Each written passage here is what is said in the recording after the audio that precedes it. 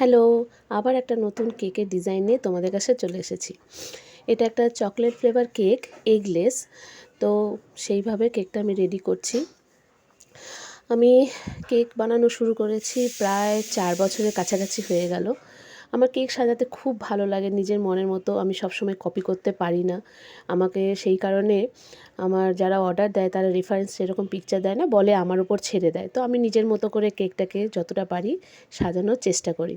কিছু ফ্লাওয়ার দিয়েছি, তার সাথে চকলেট দিয়েছি, দিয়ে কেকটাকে আমি সাজিয়েছি। তো যত পারছি কেকটাকে নতুন করে করার চেষ্টা করছি, কেকে আরও নতুন নতুন ডিজাইন করার চেষ্টা করছি।